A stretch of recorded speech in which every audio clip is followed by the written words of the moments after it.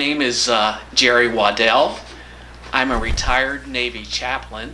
I spent 22 years in the Navy, had great opportunities to travel around the world and work with some amazing people. My last tour in the Navy was at the National Naval Medical Center, which is now the Walter Reed National Military Medical Center in Bethesda. It's a joint service with Air Force, Army, and Navy personnel assigned there. I am currently serving as the director of palliative care. I spent a 4-year tour while on active duty at the hospital, and while there I worked with predominantly cancer patients and realized that there was really something missing from the care that they were receiving, and decided that palliative care was an area I really wanted to focus in. I went back to school and learned a little bit about what palliation was and how it works and a lot of the business end. And when I came back to the hospital after that education, I was really pretty dangerous. I had a lot of knowledge, but and a lot of passion, but really didn't know how to open the program.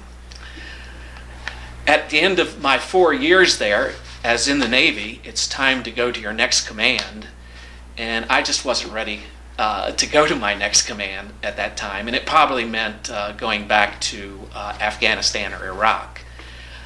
So I spoke with my wife, and I decided that retirement was the best option for me. I routed my paperwork up to the Admiral to receive my retirement orders. After a day or two, the Admiral called me up into his office and said, Jerry, what happens to the palliative care program when you leave? And I said, sir, you're a good manager. You'll find somebody to figure out how this program works. He looked at me and said, how would you like to come back as a civilian and run the program?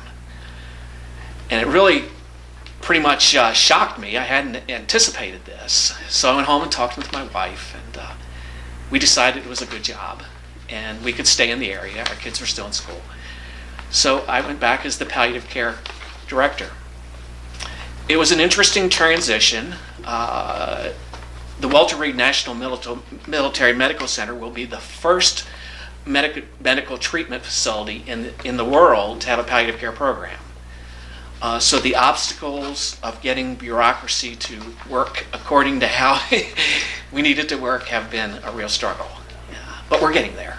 And we've recently hired a team of a doctor and a nurse and a social worker and a chaplain, and I think we're on the right track.